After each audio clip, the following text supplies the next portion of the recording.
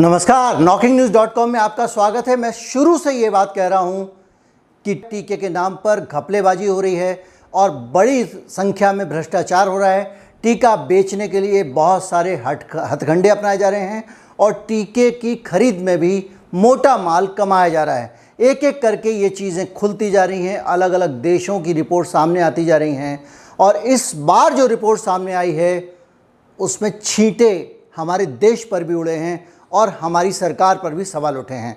आज हम बात करने वाले हैं ब्राज़ील की और ब्राज़ील में किस तरह से टीका घोटाला हुआ, किस तरह से भारत का टीका खरीदने को लेकर घपला हुआ और इसको लेकर क्या लीपापोती है, क्या सफाइयाँ हैं, ये सब बताएंगे।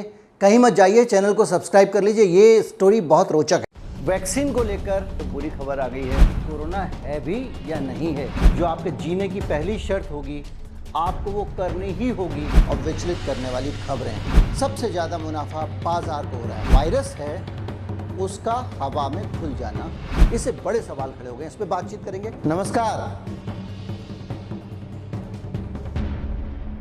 जो अटॉर्नी जनरल ऑफ इंडिया होते हैं, वैसे ही एक लोक अभियोजक ब्रिटेन वहाँ के हैं, ब्राज़ील के हैं, वो अपने ही देश के राष्ट्रपति के खिलाफ टीकों की खरीद की जांच कर रहे हैं। ये वो टीका खरीद है जिसमें ये धन्यवाद मोदी जी को भेजा गया था। ये देख लीजिए, एक हनुमान जी की फ़ोटो भेजी थी और ब्राज़ील के राष्ट्रपति ने, जिसमें मोदी जी को धन्यवाद किया गया था कि उन्होंने ब्राज़ील को जो है वो टीके दिए हैं।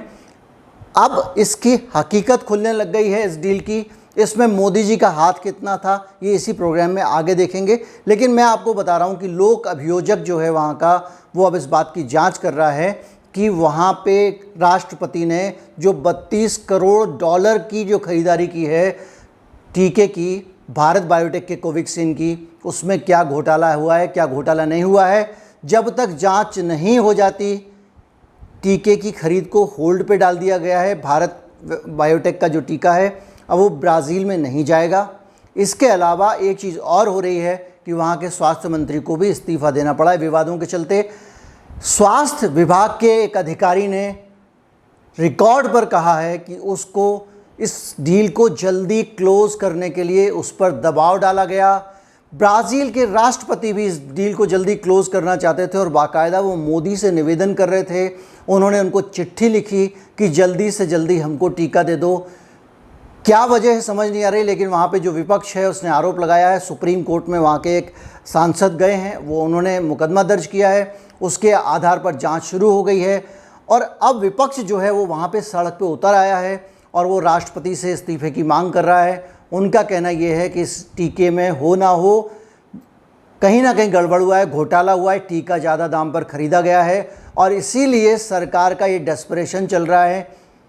इस पूरे टीके की डील के बीच में अभी जो मोटा मोटा इस डील के बारे में ही मैं बता दूं आपको कि जो हमारी टीका बेचने वाली कंपनी है उसने बयान दिया है कि भाई टीके की डील तो हुई थी लेकिन वहाँ से पैसे नहीं आए थे, इसलिए सप्लाई नहीं हुई है। हमने सारी फॉर्मेलिटीज़ पूरी की थी, वो 7-8 चरण की जो फॉर्मेलिटीज़ थी। उधर उनकी सरकार की तरफ से भी यही सफाई आ रही है कि पेमेंट तो हुआ नहीं है इसलिए घोटाला नहीं हुआ है। ये सफाई हम अपने भारत में भी कई बार सुन चुके हैं, आपको याद होगा कि पेमेंट तो हुआ नहीं है इसलिए घोटाला नहीं हुआ है। लेकिन एक बड़ा सवाल ये है कि इस डील को लेकर इतना डेस्परेशन क्यों था, क्यों पागल हुए पड़े थे सब लोग वहाँ पे, ये सवाल वहाँ के लोग पूछ रहे हैं, वहाँ का विपक्ष पूछ रहा है, ये सवाल मेरा नहीं है। अब मैं आपको दोबारा लेके चलता हूँ उस तस्वीर की तरफ, जो तस्वीर मैंने अभी आपको दिखाई थी जिसमें हनुमान जी टीका लेकर जा रहे हैं। आम तौर पे जब कोई भगवान की फ़ोटो इस तरह से इस्तेमाल की जाती है तो लोग जो है वो धर्म को और ये सब करके, धर्म का अपमान और पता नहीं क्या कह के उस पर हमला करना शुरू कर देते हैं। लेकिन ये बधाई मोदी जी के लिए आई थी, इसलिए मोदी जी का जो पूरा परिचित खेमा है, उनके जो फॉलोअर्स हैं बहुत मुदित थे और उस फोटो को ज़बरदस्त वायरल किया गया। ये वो दौर है, याद कीजिए, जिसमें मोदी जी जो है वो हीरो बने हुए थे और दोनों हाथ से एकदम जो है वैक्सीन सांता क्लॉज की तरह बांट रहे थे। अखबार मोदी जी की प्रशस्तियों से भरे हुए थे। आपको मैं लगातार ये बीच में लगाता जा रहा हूँ कटिंग। कोई कह रहा था मोदी जी ने कमाल कर दिया, कोई कह रहा था झंडे गाड़ दिए, कोई कह रहा था मोदी जी ने जो है वो देशों की सीमाओं को पार करके जिस तरह से मदद की है वो अप्रतिम है। इजराइल वाला भी कह रहा था कि मोदी जी बड़े दयालु हैं, और भी देश थे जो लगातार तारीफ में लगे हुए थे, और उन सारी चीज़ों को ऐसे बढ़ा चढ़ा कर दिखाया जा रहा था कि ये सारे की सारी चीज़ें जो है वो मोदी जी कर रहे हैं। मोदी जी ने दिल और खजाना दोनों खोल दिया है, और हर तरफ से जय जयकार गूंज रही थी। जय जयकार गूंज रही थी मतलब आप समझ लीजिए कि वो कहते हैं ना, जो अक्सर मुहावरा है, डंका बज रहा था भारत का। ये डंका कैसा बजा था एक एक करके सामने आ रहा है। अब आपके सामने अभी मैंने ब्राज़ील का डंका बताया, वहाँ के राष्ट्रपति की ये नौबत है कि अगर जांच अच्छे से हो गई और वो लपेटे में आ गए तो उनको जेल जाना पड़ सकता है। भारत बायोटेक जो है उसका वैक्सीन का सौदा अटका हुआ है, और उस सौदे को तेज़ करने के लिए दबाव थे, ये रिकॉर्ड पे आ चुका है, वहाँ के स्वास्थ्य मंत्रालय ने बता दिया है। और ये भारत बायोटेक ने भी कंफर्म कर दिया है कि उसकी कोवैक्सीन जो है उसकी सप्लाई को काफ़ी देरी हो रही थी, और वो अभी तक सप्लाई नहीं हुआ है। अब आते हैं नेपाल पे। नेपाल भी कोवैक्सीन नहीं खरीदने वाला है, ये उसने साफ कर दिया है। उसी नेपाल ने, जिस नेपाल का ये वहाँ के प्रधानमंत्री जी का धन्यवाद, मोदी जी का धन्यवाद, भाईचारा, गलवैयाँ सब हो रहा था। मोदी जी ने नेपाल को वैक्सीन दी है, इसके लिए बहुत सारी उनकी तारीफ़ हो रही थी, तरह तरह से उनके प्रशस्ति गान गाए जा रहे थे, और अब वो नेपाल कह रहा हम वैक्सीन नहीं लेंगे। क्यों नहीं लेंगे?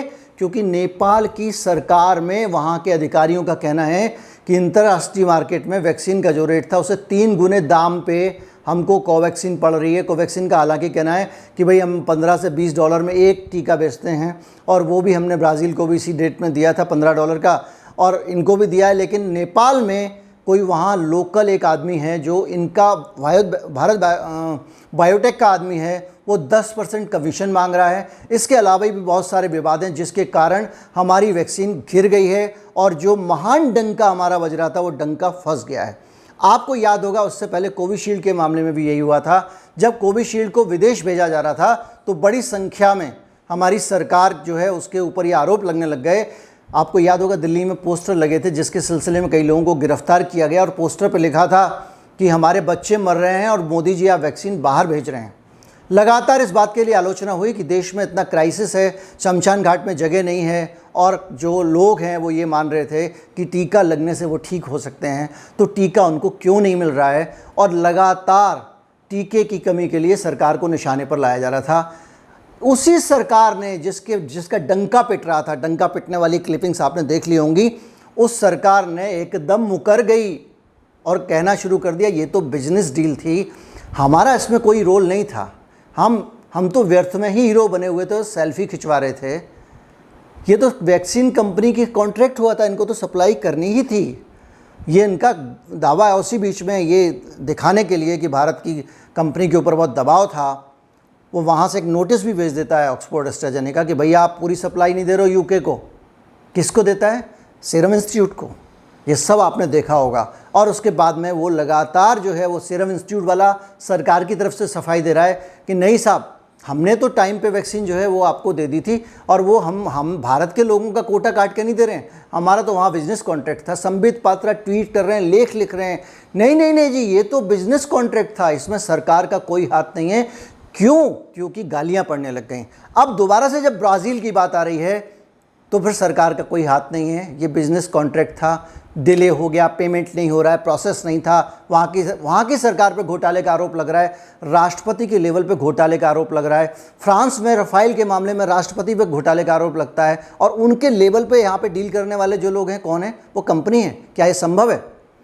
जब वहाँ सरकार के लेवल पर और शीर्ष स्तर पर कुछ गड़बड़ सड़बड़ सामने आ रही है तो उंगलियां हमारी सरकार में भी शीर्ष स्तर पे उठनी ही उठनी है, और उठनी चाहिए। लेकिन यहाँ पे शांति है। नेपाल में ओली साहब और मोदी साहब मिलकर जिस सौदे को तय करते हैं उस सौदे में कमीशन खोरी हो रही है, मुनाफाखोरी हो रही है, करप्शन हो रहा है, तो उसकी जिम्मेदारी किसकी है? अब आप कह दीजिए उसमें भी मोदी जी का नहीं था। तो क्या हम सिर्फ इतना सा विश्वास करके कि हमारे जो नेता हैं वो सिर्फ अपने सेल्फी के खेल के लिए इस डील के बीच में घुस गए थे? क्या वो सिर्फ टीका जो बेचा जा रहा है, एक कंपनी दूसरे को बेच रही है, उसके बीच में गर्दन उड़सा के फोटो खिंचा रहे थे, या फिर हमारी सरकार का इसमें कहीं ना कहीं इन्वॉल्वमेंट था? ये बड़ा सवाल है जिसकी जांच होनी चाहिए। दुर्भाग्य से ब्राज़ील में जांच हो रही है, नेपाल में जांच हो रही है, पूरी दुनिया में इस तरह के सौदों की जांच होती है, इस्तीफे होते हैं, हमारे यहाँ सुगबुगाहट ही नहीं होती, हम लोग भक्ति भाव में लीन हैं। ये कब तक चलेगा? एक बड़ा सवाल ये उठता है कि भाई आप जो है जिस तरह का कारोबार कर रहे हैं, जिस तरह की आप जिम्मेदारी लीजिए ना, आप जिम्मेदार लोग हैं। अगर आप ये कह रहे हैं कि मैंने ये टीका दे रहे हो तो उससे जुड़ी हुई अच्छाइयाँ और बुराइयाँ दोनों ही आपकी होंगी ना। केवल फ़ोटो खिंचाने, अखबारों में प्रशस्ति गान छपने के लिए तो आप नेता हैं, और जहाँ फंसता है मामला, करप्शन निकल आए, घोटाला निकल आए, लेन देन निकल आए, तो आप कहते हो कि ये कंपनी की डील थी। ये तो चलेगा नहीं। एक मामले में हो गया, 2 मामले में हो गया, 3 मामले में हो गया, हर मामले में यही हो रहा है। और बहरहाल हालत ये है कि ब्राज़ील के राष्ट्रपति इस वक्त ज़बरदस्त संकट में हैं। उनके खिलाफ सड़कों पे लोग उतरे हुए हैं और उनके लिए बड़ी भारी समस्या हो गई है कि वहाँ की भी राष्ट्रवादी सरकार है, वो भी राइटिस्ट गवर्नमेंट है, उसको कैसे बचाया जाए। क्योंकि अब ये ऐसी स्थिति बन गई है जिसमें वैक्सीन खरीदने पर रोक लगा दी गई है, होल्ड कर दिया है गया वैक्सीन खरीदने को, सिर्फ इसलिए कि उनका कहना ये है कि इन्होंने ज़्यादा दाम में वैक्सीन दी है। इसी वैक्सीन पर नेपाल में भी ज़्यादा दाम पे बेचने का आरोप लग रहा है। ये वो वैक्सीन है जिसको हम लोग राष्ट्रीय वैक्सीन के तौर पे देख रहे थे और कह रहे थे कि बार बार उसको लेकर बहुत सारा ट्वीट कैंपेन चला कि ये भारत की सरकार ने विकसित की है, DRDO ने विकसित की है, बहुत सारा झूठ जो बाद में खुल गया। तो इस वैक्सीन को आप सर माथे पर लेकर घूम रहे थे, उसमें इतने बड़े घोटाले निकले हैं। लेकिन आप एक बात याद रखिएगा, ये घोटाले निकलने की शुरुआत है।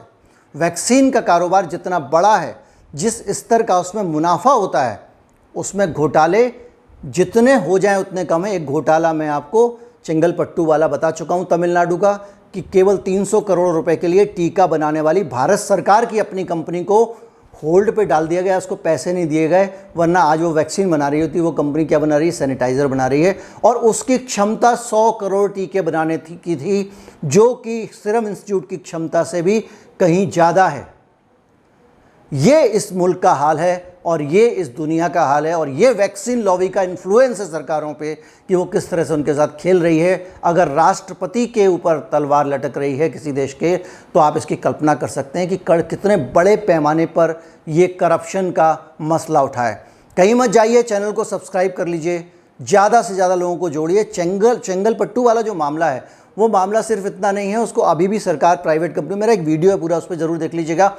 मिशन की पत्रकारिता को सपोर्ट करने के लिए अगर आप कोई अनुदान देना चाहते हैं तो डिस्क्रिप्शन में सबसे आखिर में UPI कोड है, उस पर आप अपना सपोर्ट राशि भेज सकते हैं। नमस्कार, जय हिंद।